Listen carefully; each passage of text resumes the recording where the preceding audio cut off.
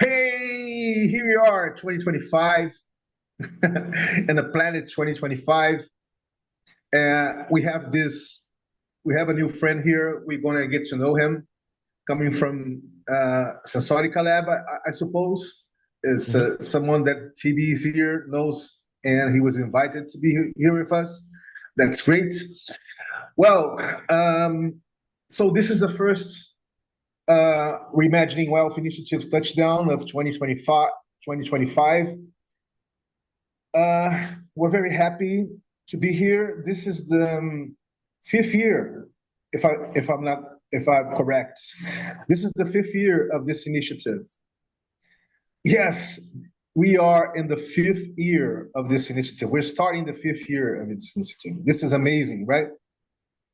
And it seems that we've been doing this forever, right? We're doing this since we were teens, at, at, at least. And so much things we have been discussing here.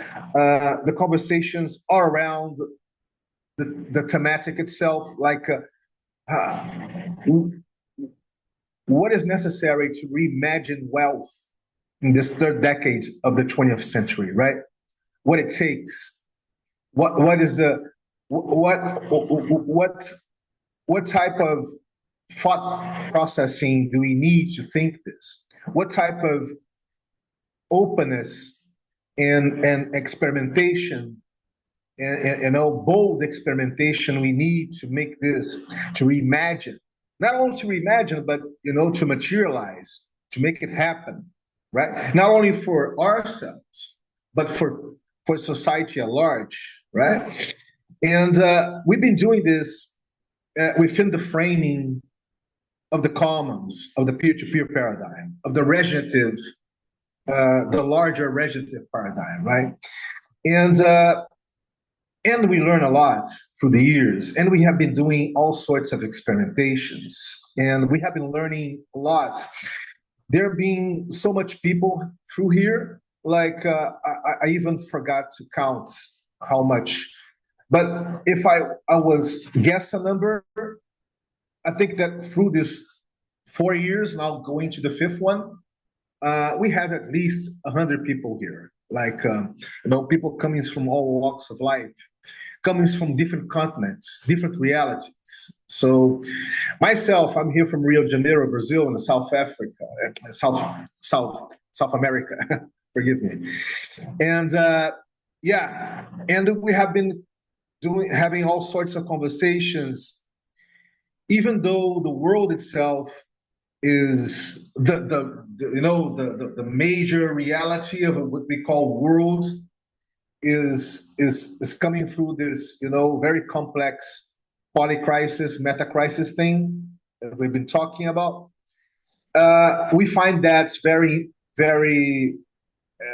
interesting, because in certain way, or paradoxically, is fueling, it's fueling our our intentions here. Like it serves as a fuel for us to co-create disruptive, co-create new things, or to boldly go where no one has gone before. So something like that.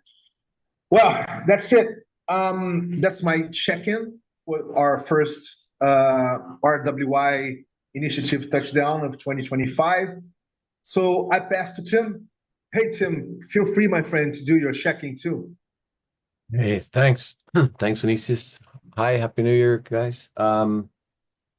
Yeah, I don't have much check-in. I guess I had a bit of a break over the holidays that was nice, and got together with family, which is always great. So that always kind of helps with everything. Um, yeah, we have learned a lot. When you said that, Vinicius, it makes a lot of reflections. That could be some interesting discussion also to kind of thread into maybe the beginning of the year, now that I think of it, right? A little retrospective, little 5-year retrospective on some of those things, because you certainly have a lot more in mind, having been a longer part of that and initiating so much there that I wouldn't even know about, right? But I can think of a few that I did participate in, that were really learning experiences. So that's cool. Yeah. Uh, uh yeah, continue to drink from the fire hose of fire hoses, like everybody else, it seems. And so, yeah, it's always nice to chit chat here a little bit, and maybe sometimes in some ways seems to slow it down a little bit in the way that we chat. So appreciate that. Um, and yeah, pass it to Sebastian, is it? Oh, let's mix it up here. Mix it up. I bet you thought I was going to say Tiberius. Hey guys, I just got invited to this last last second.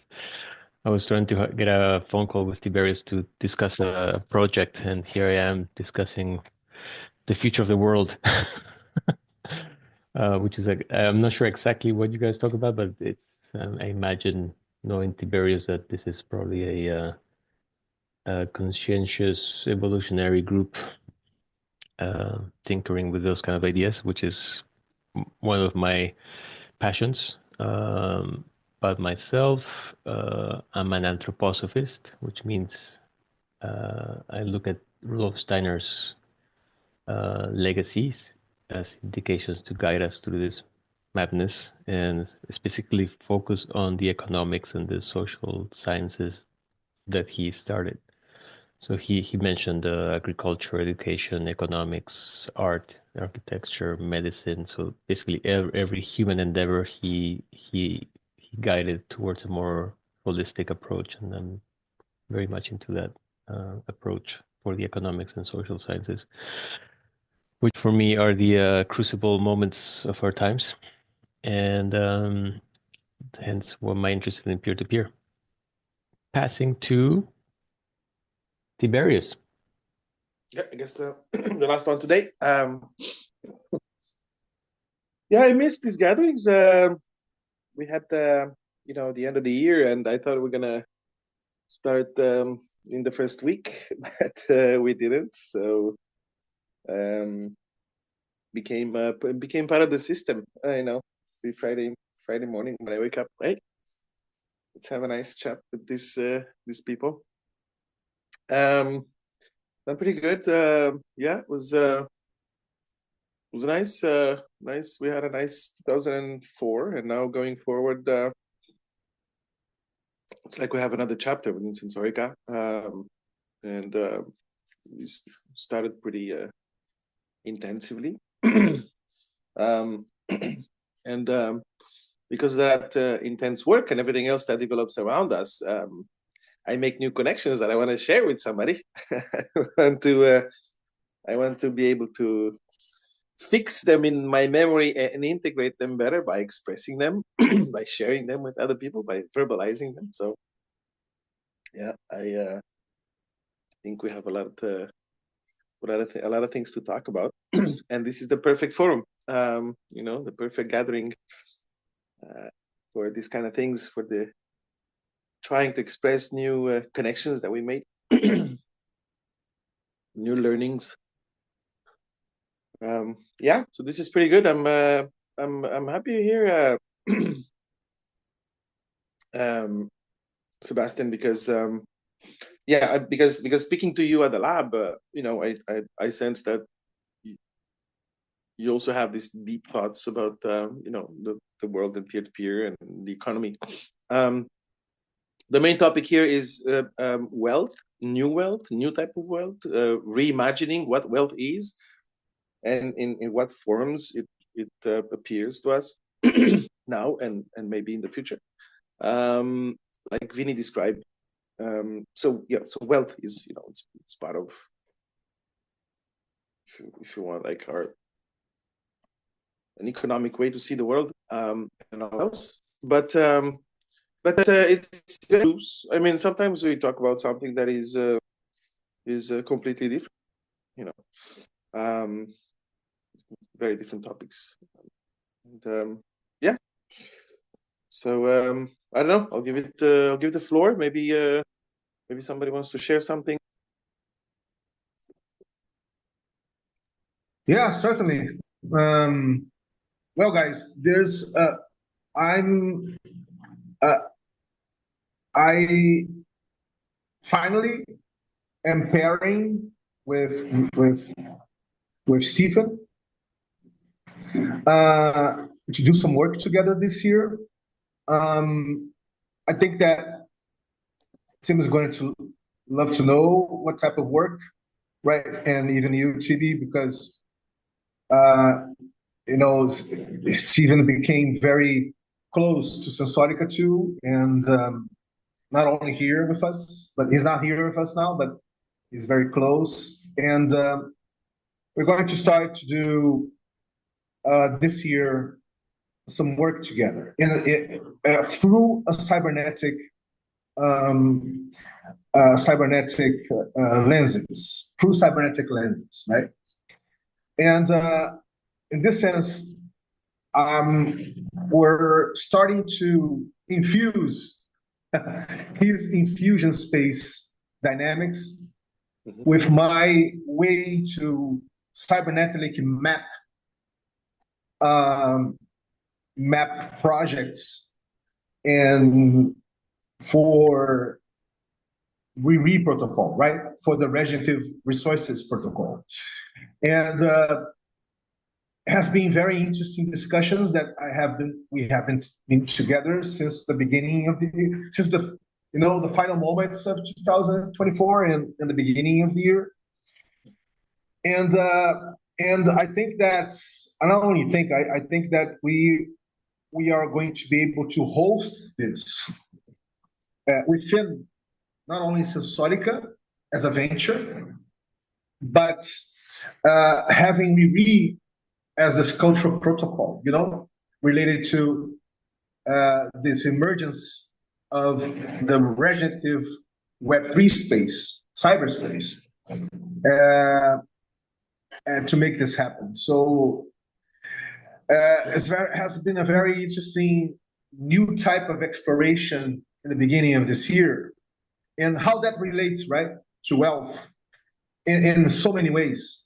Because, for me, if you want to trickle down, what we can consider wealth in this third decade of the 20th century, I would say that it's all sorts of health, right? Because, and I'm not talking about only human health or my health or your guy's health. I'm talking about health in general. Like, what is a healthy way to live?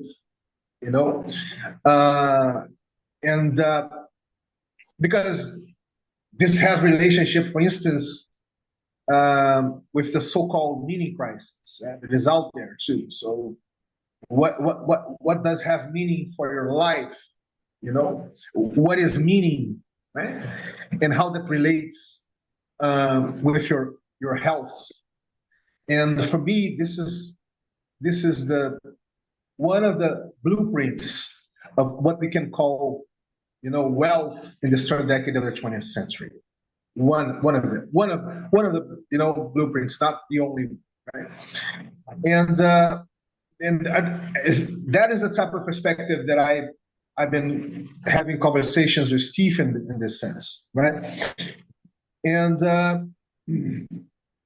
at the same time, before Sebastian was here with us, I was sharing with Tim and TB, Sebastian, about, I'm a very peer-to-peer living.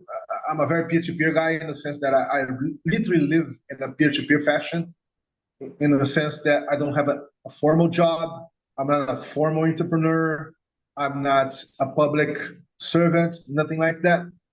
So I live in a very interdependent way, and with time, with the years, with the decades, I became very very sensitive to the changes around me, and I was talking about the weight that people are feeling, with this crumbling, massive society that we created as a species, right? So this is very this, that it's totally immersed in all sorts of crises, um, and it seems to be meaningless, like, almost in all senses, right? And that's it. I just want to start with this, sharing this thing. I'm starting to do something cybernetic speaking with Stephen, and that will certainly will be within, Sensorica's ecosystem and repeat ecology of projects and peoples, right? So yeah, that's a novelty. This is a new thing. So we're starting to do this, and we're starting to do it without bullshit, right? This is another trope. You see, Sebastian, we are very aware of bullshits or bullshitism, right? And not especially Sorry, this aware of came what? around. What was the word? Aware of? Bullshit, bullshit, Ah, bullshit. bullshit. Okay. Yes, we're very aware of bullshit, and we try not to bullshit ourselves. We became vaccinated almost, and we can see, because there's so much bullshit around us, right? So it's very important to be aware of it in order to be, healthy and wealthy at the same time. So that's it for me. I just opened, I just gave a reason for you guys for us to talk about. And if you want to, or if it's not the case, we can, we can get to know you better, Sebastian, if it's the case. Like opening, the space to get to know better about you. It can be, another way to do our first conversation of 2025. Wow, cool. All right. Cybernetics. So let's see. The wealth, starting from the point of wealth, we are approaching probably a milestone in human history where work might become completely irrelevant, or probably in our lifetimes we will see that there will be very little what we call employment available, and superabundance. But at the same time, what is the meaning of mankind? Once work is removed, our identity related to work becomes a existential question. Like, if we don't have work, what are we supposed to do? That's one question. At the same time, that means there will be no work, because there will be so much automation that all the wealth would be available. But at the same time, at this present moment, the basic needs have not been met, like proper food, proper housing, proper clothing. The basics of any economic understanding of what the economy is to provide resources to provide the basic needs, which is food, housing, and shelter. And on top of that comes education, other things. But those three things, this is made by slaves. Our food sucks, and our housing is shit. And we're going into this period where it's going to be no work available. So, and soon we will not know how to make anything ourselves. So we haven't met our basic needs, and we are approaching this moment of completely inaptitude to our economic practices, and a massive existential question of who we are once we have no work.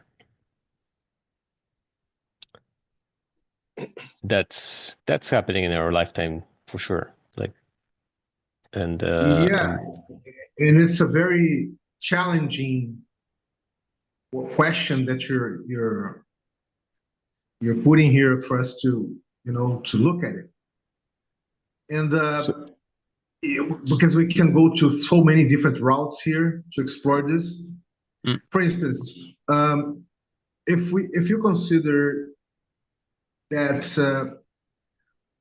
we have within our species a type of subspeciation in the sense that in a cultural sense, this is cybernetics, okay? In a cultural sense, we have so many ways to live in this planet that is not we have this massive one, this massive one, and it's hyper consumerist, extremely extractive, and generates a lot of jobs, a lot of work, as you put it, right? Where this work sustains, this macroeconomic system, this superorganism, this extractive entity that we created as a species.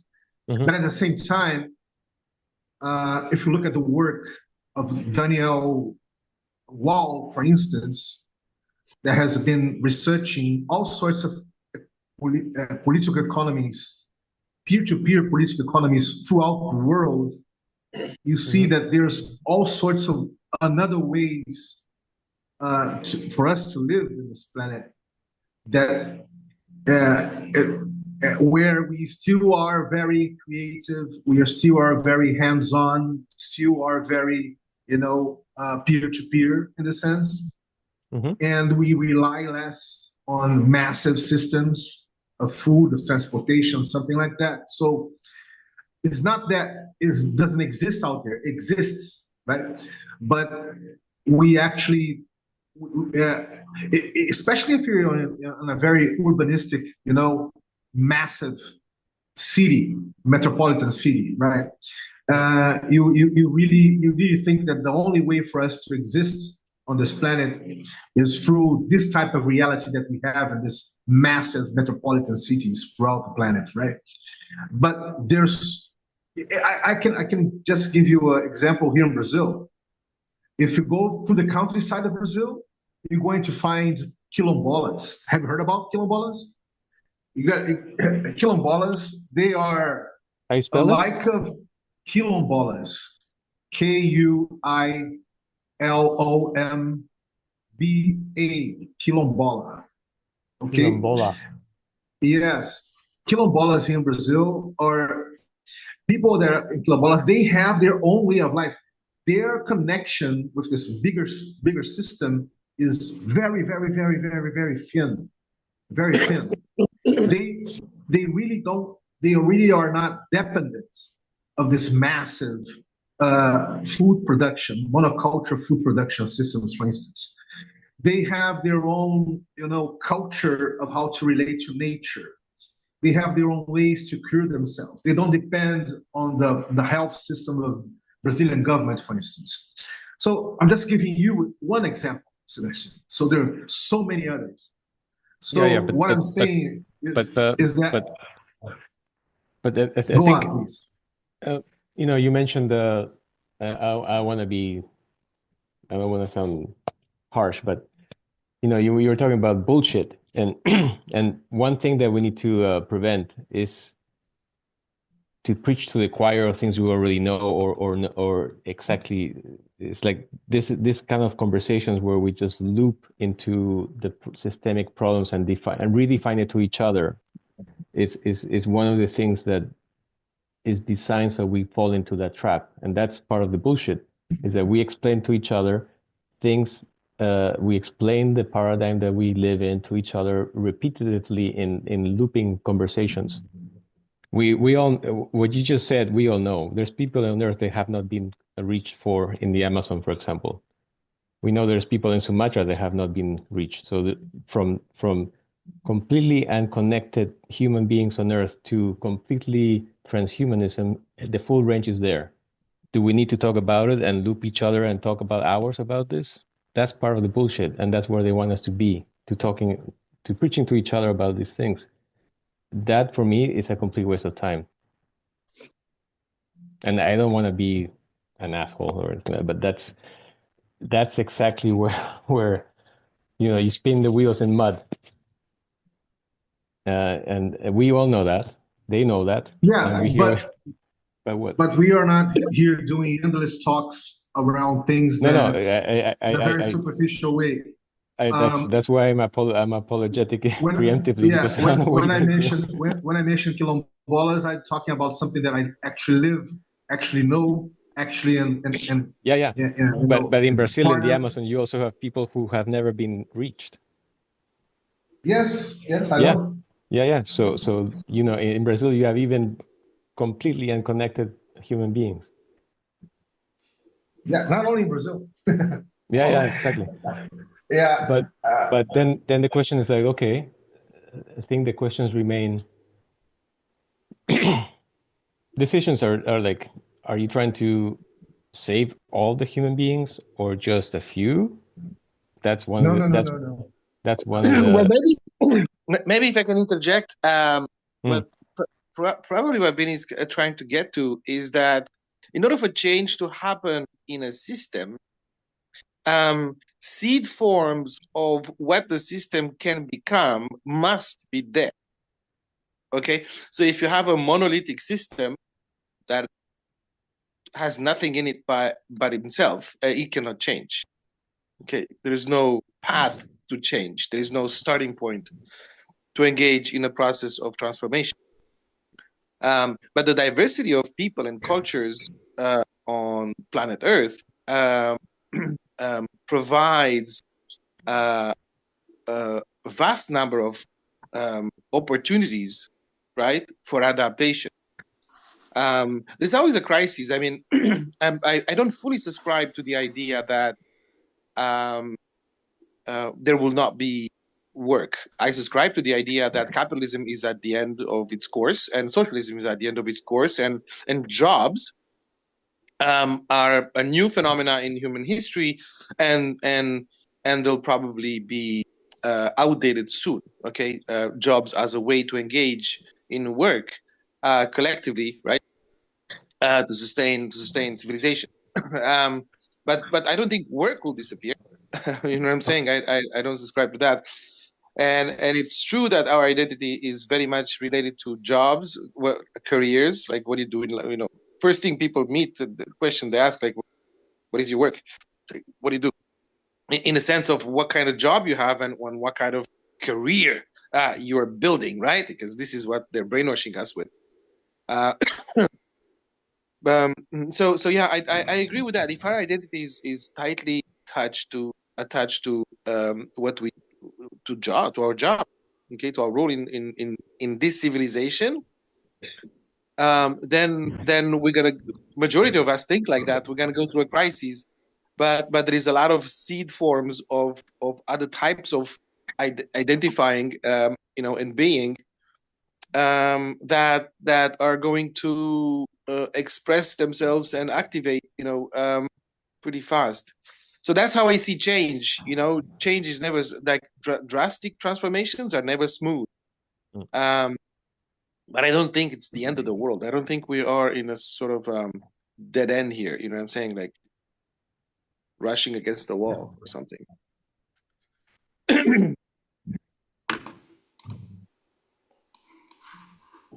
Yeah, Everybody? Stephen, be very welcome, my friend. Happy New Year. Hello. Near. That was just, you can hear me, can't you? Actually, sorry, it was my clicking. Yes, we can hear you. So, okay, I was just talking, sharing that me and you, we started to do something together to see where it goes, right? I shared a little bit. Yeah. I mean, one of the things that comes up, like we were talking, is when we talk about a system. So systems are useful, but if we've been trying to get into a more cybernetic embodied way of also approaching some of these concepts, so that it's not all purely mediated through words and diagrams, much as they are useful. So then it becomes the question of, well, where are we? So you just mentioned about people in the Amazon. They often have people in indigenous communities who haven't been mediated through texts and knowledge artifacts. They see time differently. They tend to see time as a cycle. But the thing that doesn't change is that well, brutally speaking, they still eat piss and shit, you know, if we're going to get down to it, right? They still have to live, they still have to breathe, they still have to, they are still got their eyes here, they're still embodied in a way, yet they're manifestly engaging with their world, maybe in many ways, in ways which we can learn from.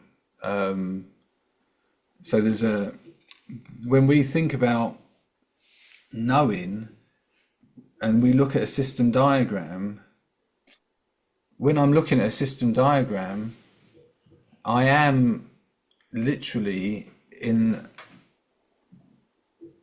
a regime of attention, an embodied setup, which involves me with a piece of paper looking at it, trying to guess what that means in another world, which may be someone playing on a soccer pitch and it's a diagram of a soccer game or whatever it is. There's these different levels of embodiment. So we've been exploring, like, well, how can we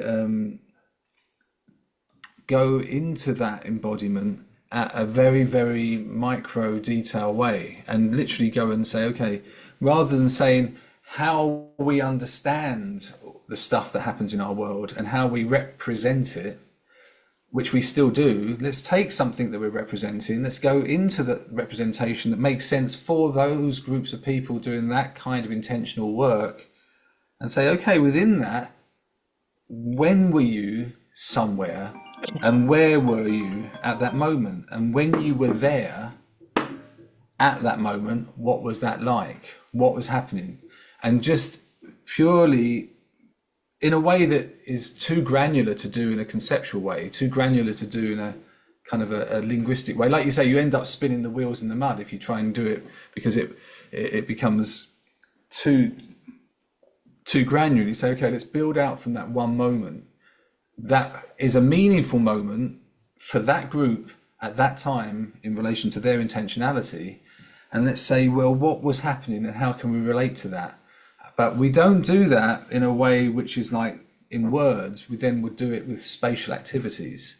So then they're attuning to that using a parametric modeling approach. They're modeling using the parameters of the situation and trying to resolve uncertainty around it, not trying to get closer to the answer. The idea is we don't know at the beginning, but we try to work out what is our way of reducing uncertainty about what knowing can be present. And the interesting thing is we've been connecting to something, this is actually, Tim, I've been looking this up, is active inference, which is the approach that Carl Friston developed. In a way, there's this little bit of a similarity there. But actually the similarity comes from his earlier work, because he did a lot of work on brain scans.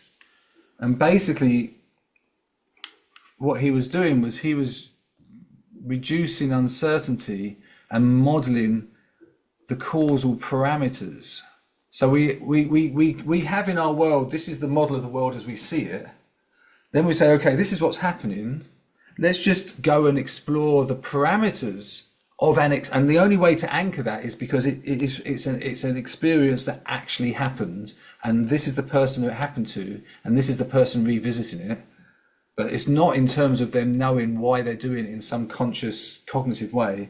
They'll have that experience, they'll come back and assimilate it, and that kind of modeling is like the dynamic causal modeling that Carl Friston was doing, and that dynamic causal modeling is what was the precursor for active inference.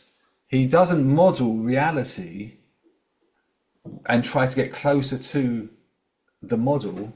He models the parameters that could explain causal relationships in data, and then from that it brings out insights into the way the brain works, etc. So now I don't know, you probably haven't heard of active inference there, but this sort of idea that becomes that kind of cybernetic piece that Vinicius is talking about. It's got that idea of a cybernetic knowing, which in a way you don't necessarily know why you're doing it and how it fits into any story on the outside world, you're just basically controlling for a control basically. So Rolling for that can be a survival. way to get round to some of this trouble when words become circular. So we've been exploring a bit of that.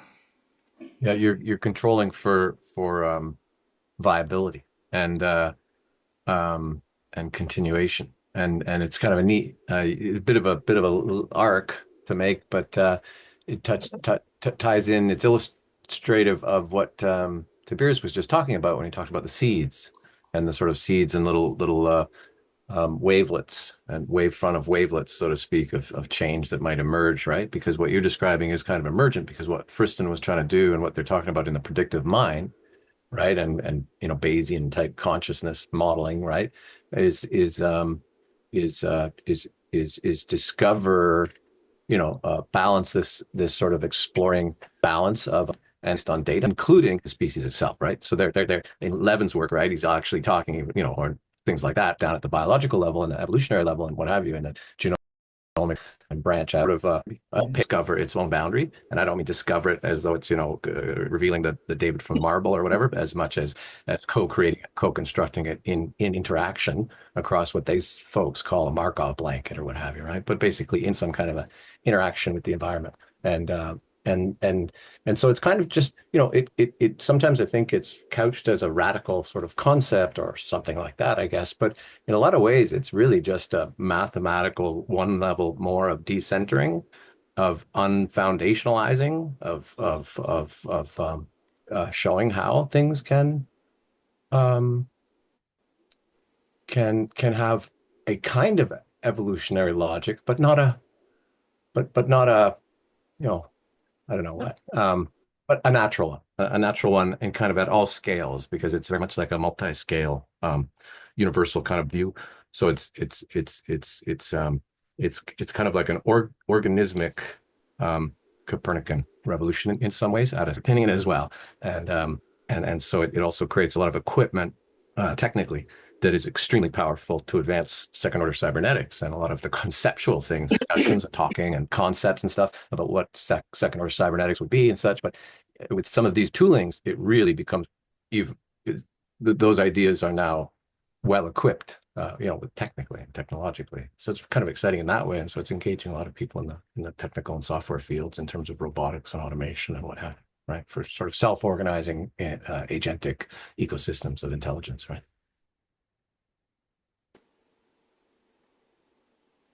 On that note, I was sharing with Tiberius the other day this research on social behavior using the what's it called, Gamecraft? No, Minecraft. Oh. Where there was an article last fall where some PhD students applied 1,000 autonomous AI agents into the game of Minecraft, and giving slight parameters, testing different outcomes, and it's something that I'm very curious to see if we could together test and tinker to just to experiment social conditions and social what if scenarios, things like that. That's one thing. I don't know if there's any interest in this group here to do that. I've never played the game, so I don't even know what that game is about. I think there has some of the things that you have to build something, and at night the zombies come to attack you. But I don't know about that part, how that relates to human life. But anyway, they're getting some interesting results and interesting things. Some of the simulations that created brand new economic models within the system. That's one thing. On the cybernetic part of inference, there's this thing. It gets more esoteric and spiritual at that level, because the same way we don't know how our brain applies intuition, for example, how does that arrive to us? It's a similar digital double in the inference idea, except that in the human level, there's life forces involved in the in the digital double there is questionable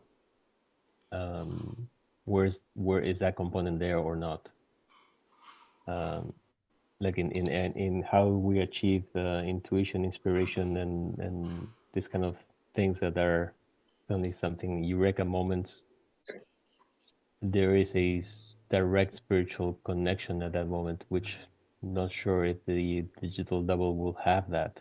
It does have it because in the neural network there's something that comes around that nobody can explain, but it's happening there in some way or another. No, mathematically can be explained, but it's not really explainable.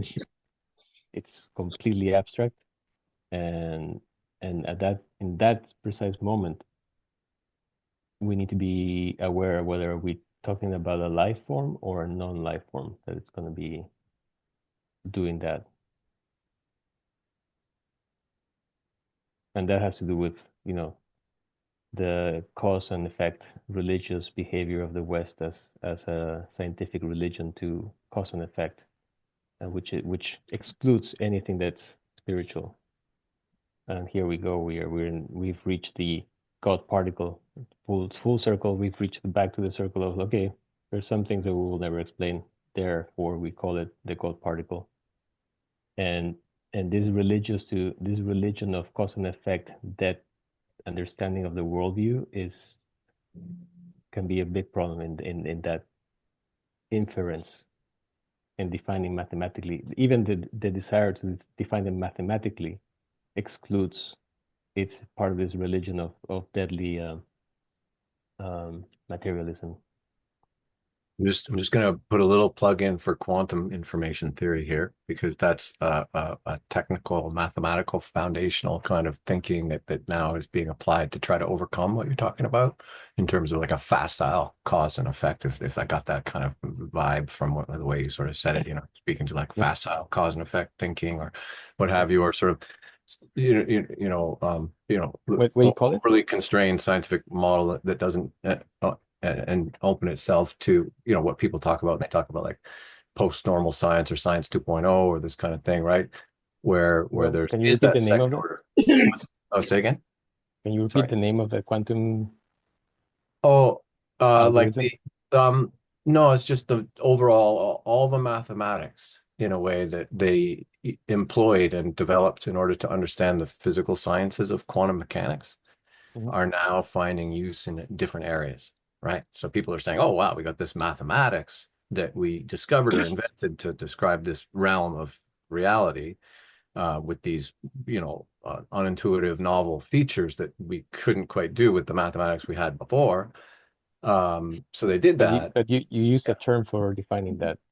Quantum information theory. Yeah. Is that information. probably that was what I said. But yeah, it's just the whole totality, of the theory of quantum, the mathematics associated with quantum mechanics applied to information. And so all I'm saying is that those ideas offer a little bit more room. They open up the degrees of freedom, so to speak, to try to expand a little bit beyond the sort of critique that you were pointing to there. So it's a hopeful kind of a way to envision where we can, by virtue of the, new capacities and capabilities and kinds of interference that are, as you might call it, of superimposing possible interpretations of things, right?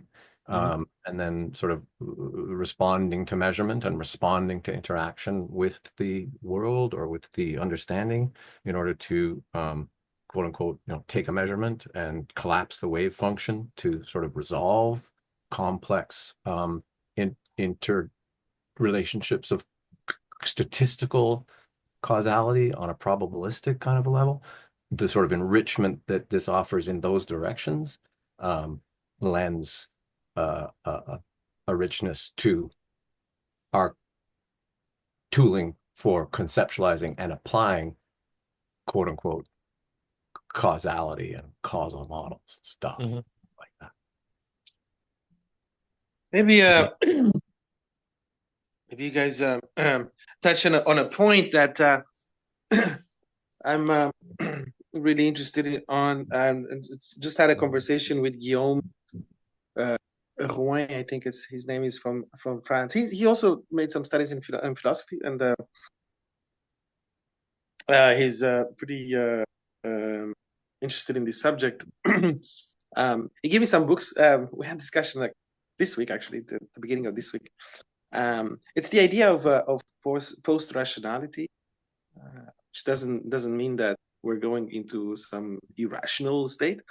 It's just it's just that what I see is there's a lot of like Tim mentioned that Tim, you mentioned a few words, science 2.0, or what did you say, trans science or something like that. Post norm. Post. Okay. Yes.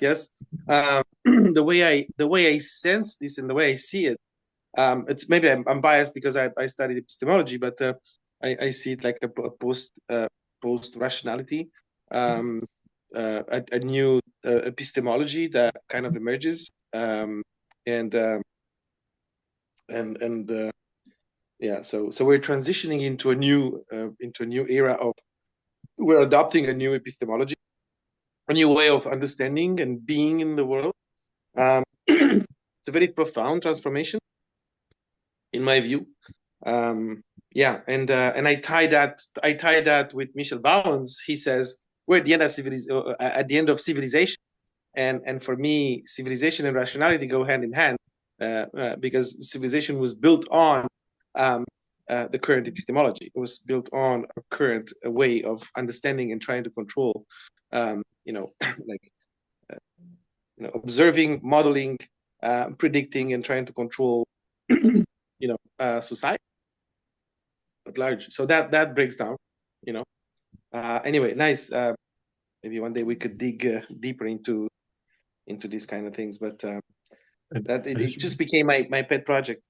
back to my epistemology, and it's funny because I connect my initial passion of philosophy and science to peer-to-peer. So that happened pretty recently, like started to happen last year. This kind of realization and merge of my two. So, Chibi, it's going to be interesting for you to discover the real mode dialogue from David Bohm. Have you heard about it? David who? David Bohm, real mode. Yeah. Now you can send the link. I'm gathering material to read. So yeah, because the real mode was something that David Bohm proposed. For who doesn't know, David Bohm was this famous theoretical physicist that generated his own quantum theory, of quantum mechanics, and he was this guy that through the 60s and the 70s, through the 50s of the last century, he came to Brazil because of the persecution to communists in the United States. And he became a Brazilian here. He became a Brazilian. He has a Brazilian national. He became a Brazilian here. He was one of the founders of the main scientific research centers in Brazil in the 50s to the 60s, right? Yeah, rings a bell, yes. And he became very close friends with I forgot that his name, Stigamursh. Oh my God, that Indian guy. I forgot his name. Wait a minute. Save me here, Tim. I forgot his name. I wasn't paying attention. I was looking up this YouTube video on the real mode because I remember Danilo did a presentation. So I just popped. I was going to look for. There was another discussion. I think with Ingvild and maybe a few others and Danilo. We had a discussion of David Bohm's real mode, I think. So I was just looking for that video. So I missed who you were talking about. I'm sorry. Mm-hmm. Yes, and I just want to remember the name of this Indian guy that he was profoundly. He made a series, a conversation 15 years ago. David Bohm and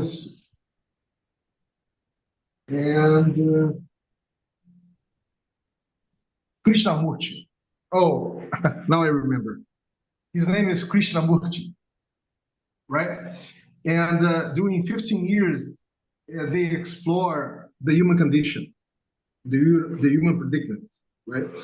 And the challenges, the difficulties of language, of energy, of self-relating ourselves, or relating ourselves to others, other species. And he made a very interesting connection with his quantum theory, right?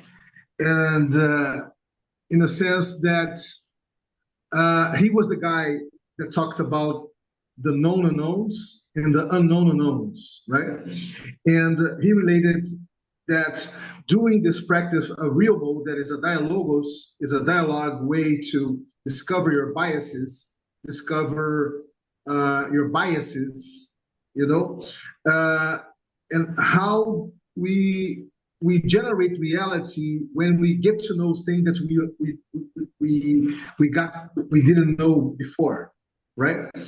So this real mode is a way to generate reality, and trickling down what David Bohm was trying to convey, right?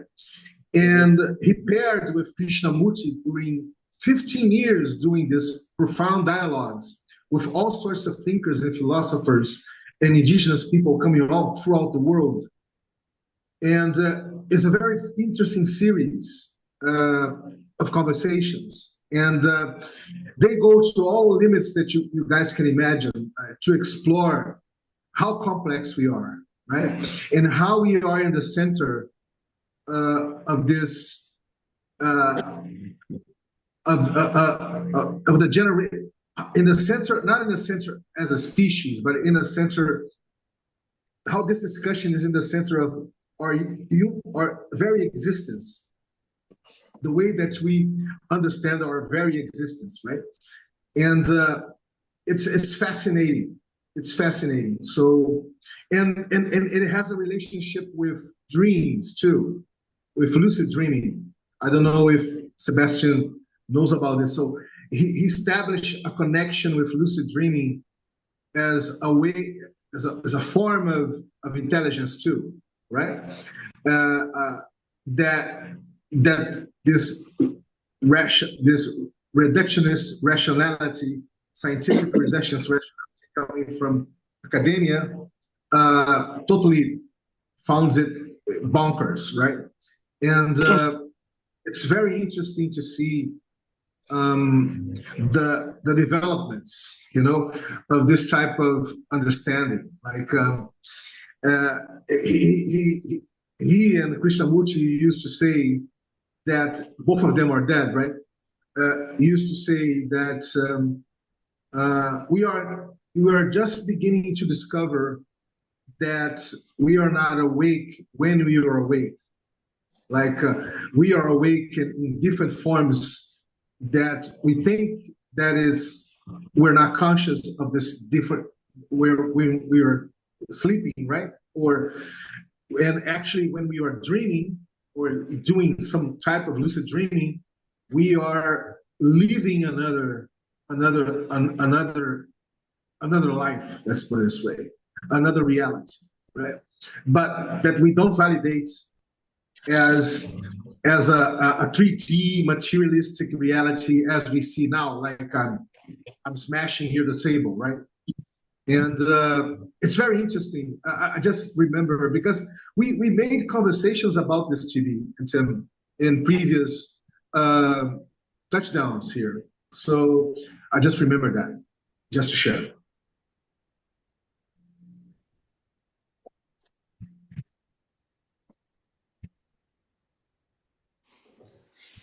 Yeah, this is. Can I just one last thing I'd just like to say on that I got this week was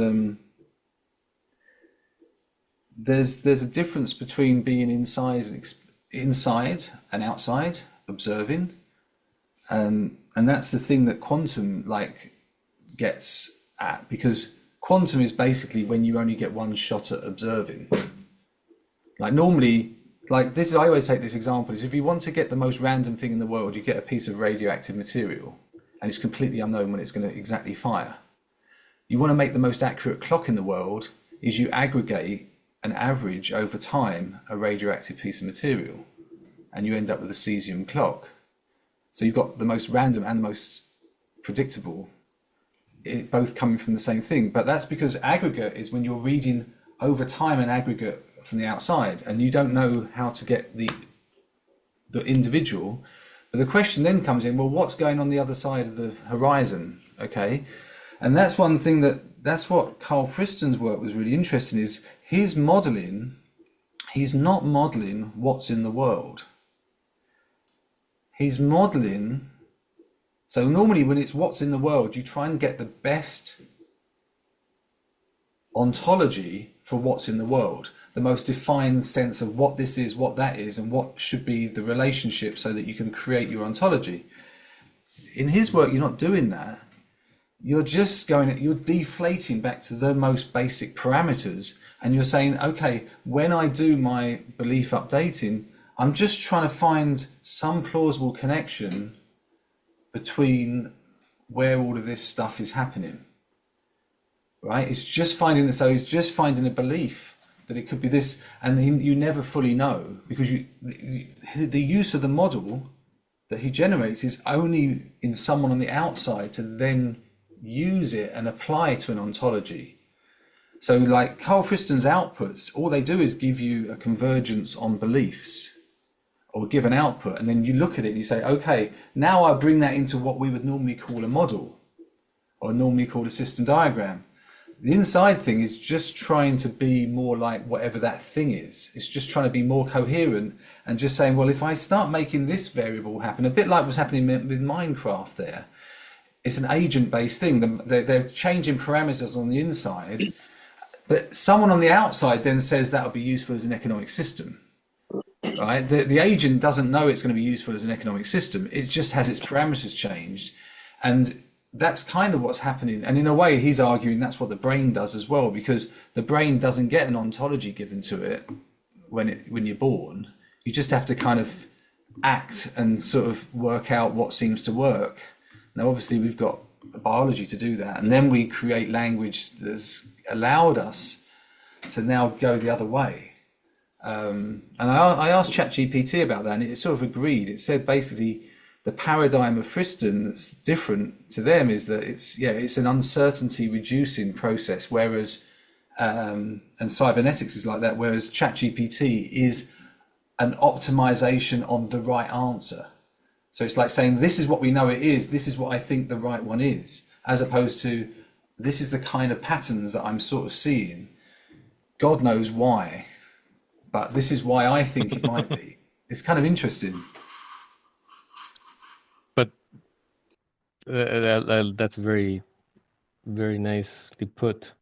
The one thing is that human beings have that already built into their system through what I mentioned, the intuitive methodology of arriving to conclusions.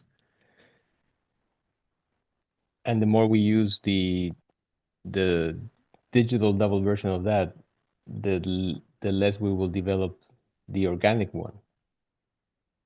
So if you don't use it, you lose it. So there's a potential degradation of the one that we have organically already built in our system, in our biological system, if we start relying too much on the other. Like that's already happening at the youth level. All these technologies, like our hearing spectrum or visual light spectrum, is degrading because we spend more time listening to digital music and listening to digital images. So our biological system is already degrading to adapt to the cybernetic reduced spectrums of visible light and audible light. And if that happens to our intuitive model too, and start relying in these other systems, which are approximations, if you consider that they are not backed by this spiritual connection, then they're connected to something else. That is a concern of mine. Yeah, it's the crippling effect of technology, right? Yeah, we haven't. We're applying this AI thing at the massive scales, and we're not even aware in what way it's going to cripple us. Yeah, and it's pervasive. It's not that you can opt out. It's a done deal. There's no opting out of these technologies. It's not like you can stay immune, even if you don't use ChatGPT. The world around you is using it, so it's because there. because of the because of the culture that you just mentioned before, that we identify with our job, and tied to that, it's the whole capitalist paradigm where we have a competitive mindset, and we're highly performative, right? So any new tool, any new thing that comes, we look at it as probably a new way to improve my performance and come up on top and benefit more in this competitive economy, right? So that's how we jump at things. So we say, when you say we don't have the choice, it's because we're kind of locked into this paradigm, and and that's the compromise that we have. So if I don't use it, the other people will, and then I'll become obsolete. So yeah, it's the way you see it through this capitalist cultural lens. Yeah.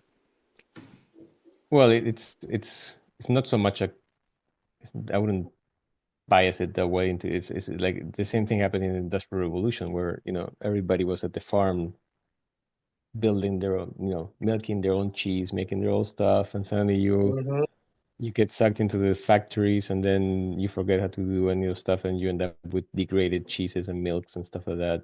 Still cheese and still milk, but it's not the same as you were before. And you have no way of opting in or out, because it was either you starve to death or you something like that.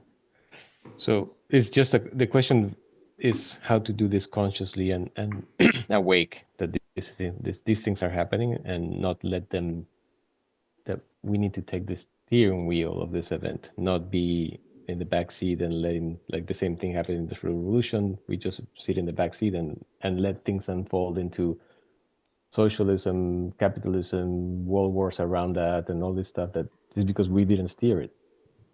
Those are just consequences of not being aware, consciousness, and awake. And this is happening again now. And either we take the steering wheel, or we sit in the back and get the punches. But can we steer it? I mean, sometimes there are some phenomena. I don't want to call them forces because it's too esoteric for me. But there are some phenomena that are I think that's the quintessential question, and it has to do with the quantum. Is the observing actually grabbing the steering wheel? What is the determining factor of that freedom? Why is that? It's basically the quintessential moment is to define freedom, whether it's by deduction or by willful consciousness. The materialistic religion is going to go for the derived approach of freedom, and the organic one is going for a consciously derived one. And that's going to be the two flavors of humanity. That the one is like deterministic or open, and the whole scientific world is deterministic. And our society is based on that religion of deterministic science. And then we have a very niche group that is like not in that. I don't know what the term would be. What's the opposite of deterministic? I don't know. I don't know. This one thing, you'll have to go and say, but one thing is with this is with that, if you active influence can be seen as ecological psychology with affordances, like often we think about, people think the mind, the body, and then we've got the environment. But if all three are kind of in this kind of entrainment of affordances, and so as soon as you get an affordance, it changes the environment, because it's the thing that's interesting about affordances is that they're co-constituted. So like the fork doesn't have an affordance, my hand doesn't have an affordance, but my fork with my hand allows me to put food in my mouth in a certain way, so like you just said, this technology. So, and once you start to get into that, basically the traditional models, system models, become intractable. There's no way there's no way you can define what it all means. And even if you do, it's forever changing. So sometimes it's kind of like this idea of just modeling the kind of dynamics. Now, it's not to say once you've worked that out and you put it back into our interpretations, I'm not a universalist, right? I'm not like, okay, and that becomes the magic potion, right? In a way, I'm a pluralist, I think, and a pragmatist. And I think that's... But in that case, like, what's affording your hand to move food into your mouth? You can come up with logical deductions of why, but for example, can you explain the affordability of love, of why human behavior completely driven by love, and that's an affordability that, how would you explain that? The reason of doing things for love would not. Well, you could say love is a deep meaningfulness of both the mind and the body, knowing that something is like there's I want to do this. I like that idea with sometimes you got what I need is what my body wants. What I need is my body's sense of where it wants to go. What I want is what my head wants to go. What I love is what my being knows. So there is a wisdom there, but where it comes from is another question. Exactly. So that one is, that kind of affordability is the one that would not fall in that spectrum of thinking. And that's where it can be a deep knowing though, beyond, because the thing is, when I move my hand, everyone says I didn't move my hand. I've just moved 100 million cells. Yeah.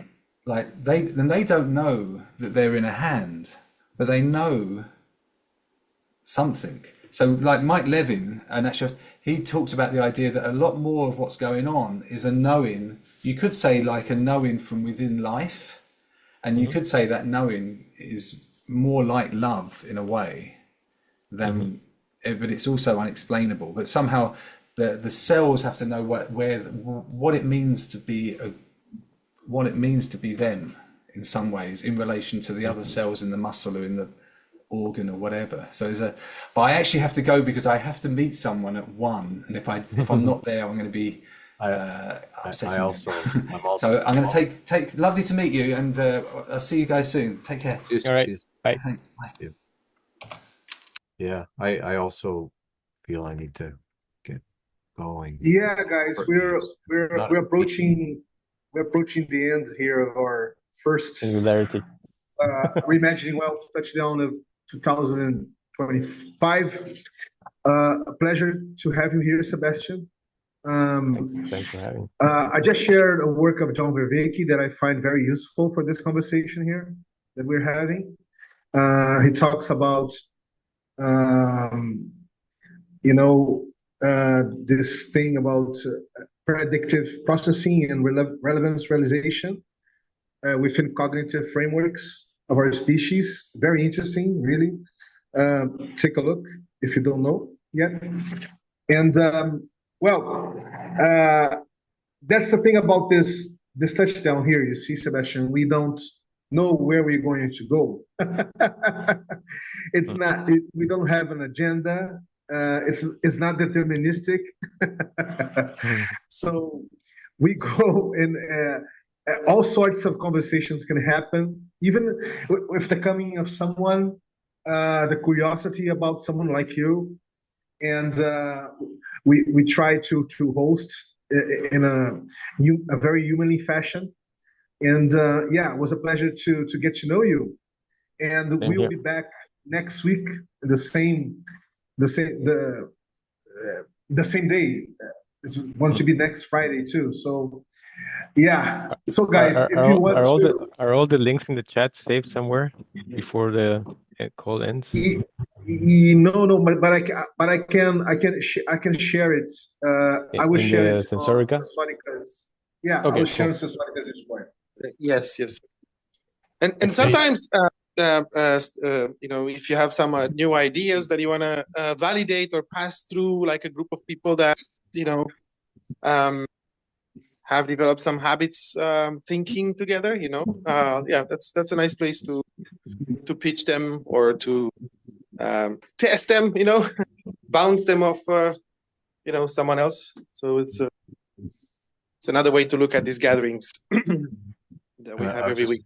I was just going to say, Tiberius, before little key phrase that kept ringing in my mind, connecting with what a lot of the things we were talking about and what you mentioned, as well as what Sebastian raised in terms of sort of the ghosts in the machine or not, and is what they call the epistemic gap. So maybe that's a little theme we can look into at some point, because you mentioned being interested in epistemology and epistemologist and studying that kind of thing. And I think that what they call the epistemological gap or whatever is a nice concept, little bundle of ideas and words and concepts that can serve as at least a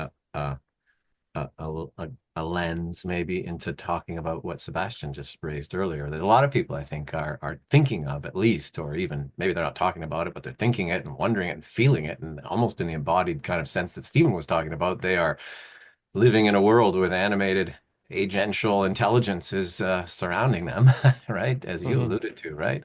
So what is it like to be on the inside versus what is it like to look from the outside? So yeah. Anyway, take care. Good to chat. Yeah, and that has a direct, and what you just said has a direct relationship with David Bohm's quantum theory. Take a look at it, Sebastian. He's talking about folding and unfolding, the known knowns and the unknown unknowns. So, and when we do this movement, we generate reality. We generate the understanding of reality. That's a very interesting take for him. So, guys, that's it for today. Ciao, ciao. Yeah, take care. Nice to meet you. Bye. Bye. Thank you.